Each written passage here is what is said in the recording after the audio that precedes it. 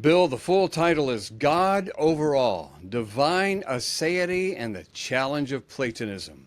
It's the next book in our series of podcasts featuring 5 of your books.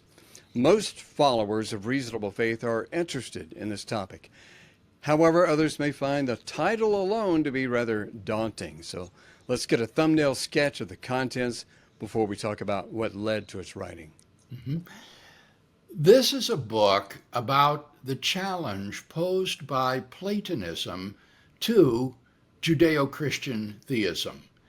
The biblical view of God is that God is the sole ultimate reality. He is the only uncreated being. Everything that exists apart from God has been created by God.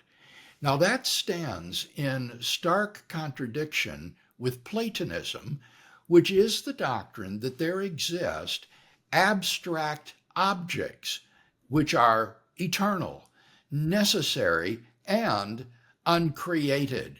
These would include things like mathematical entities, numbers and sets, matrices, and things of that sort. It would include propositions and properties, possible worlds, and so forth.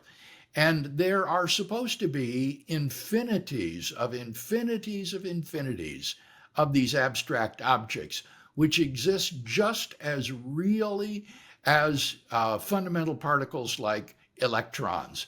And so this poses a tremendous challenge to Judeo-Christian theism and its doctrine of divine aseity or self-existence. And so what I do in this book is look at the principal argument on behalf of Platonism, and then I explore a wide variety of alternatives to Platonism, most of which I think are unknown to Christian philosophers today. You dedicated this book to Richard Swinburne and included 2 words, thank you. What were your thoughts?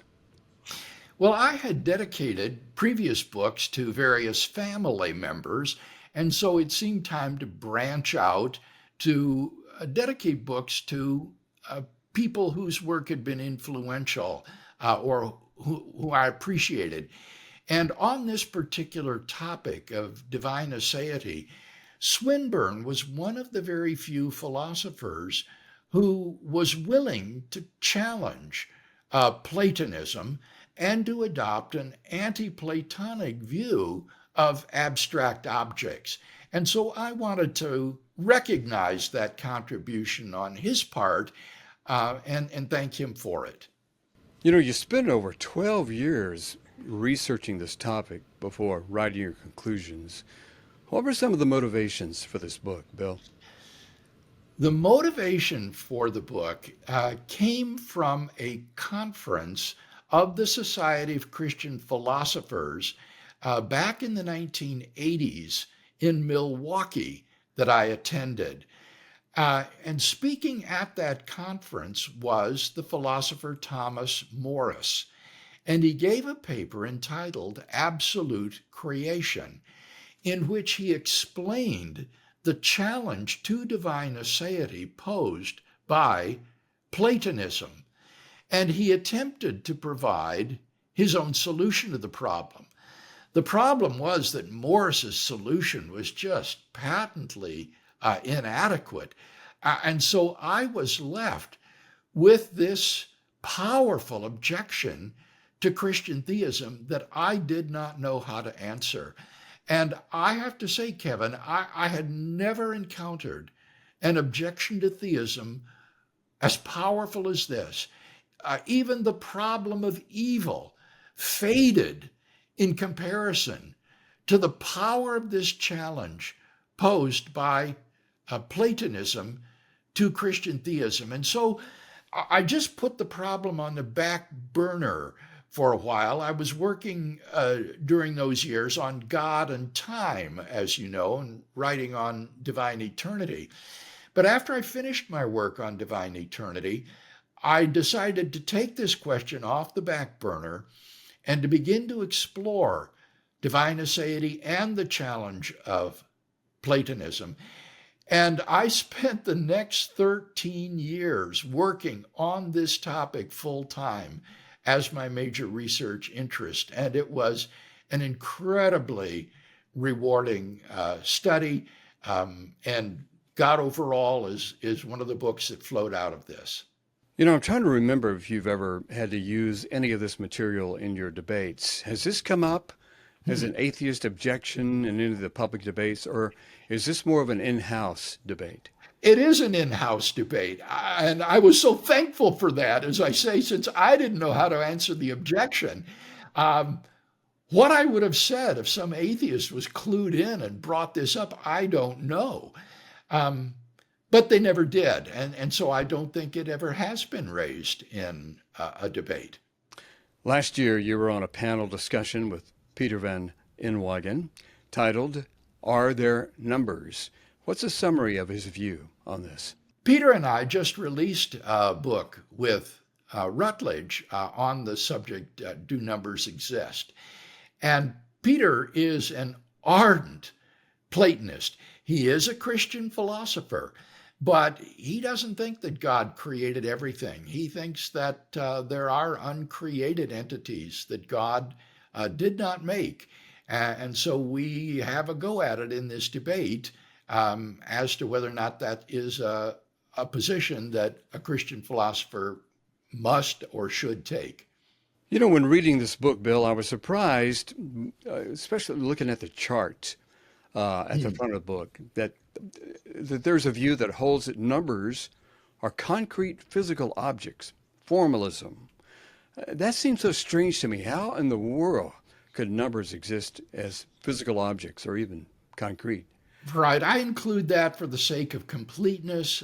James Franklin has defended a view of mathematical entities as concrete objects, but it's not very popular.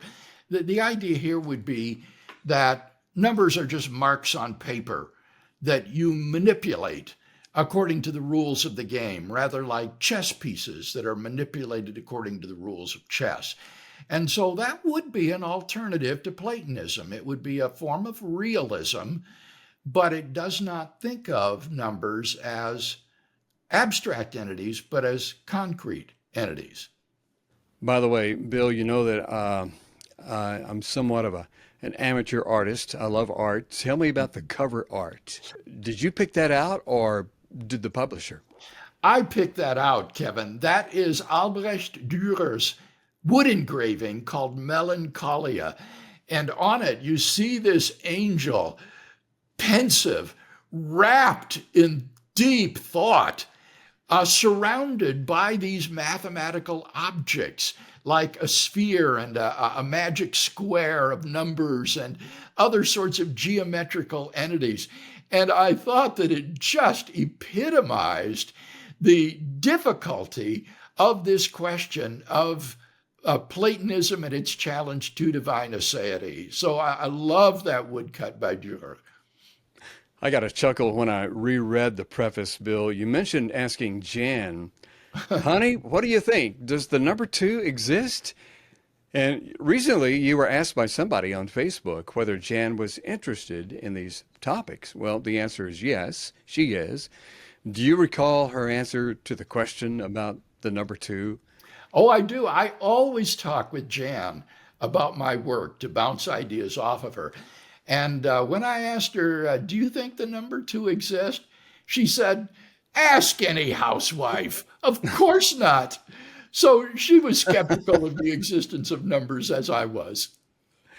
You expand the Kalam argument when you do a conceptual analysis of what the cause must be like.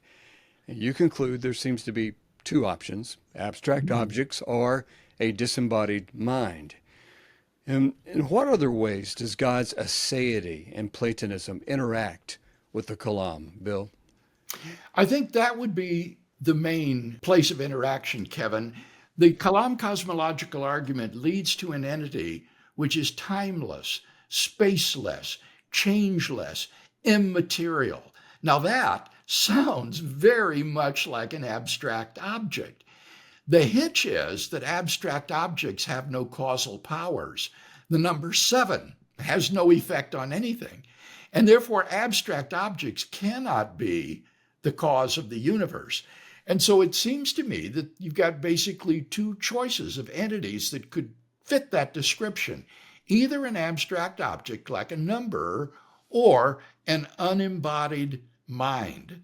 And since only an unembodied mind can be causally related to the universe, it follows that the cause of the universe is a personal creator of the universe and a transcendent, unembodied mind.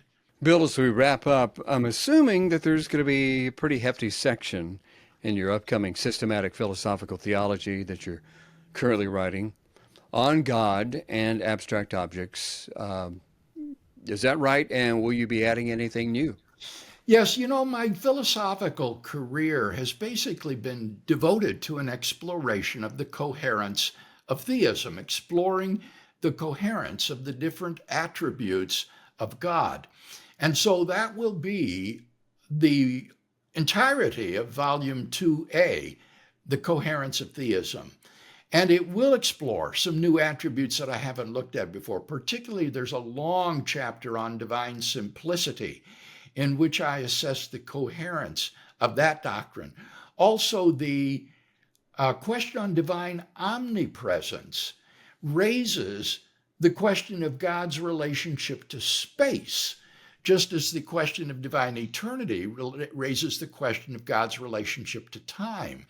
And it turns out that the question of God's relationship to space is also very difficult and controversial. So those are some of the new questions that will be broached in Volume 2A.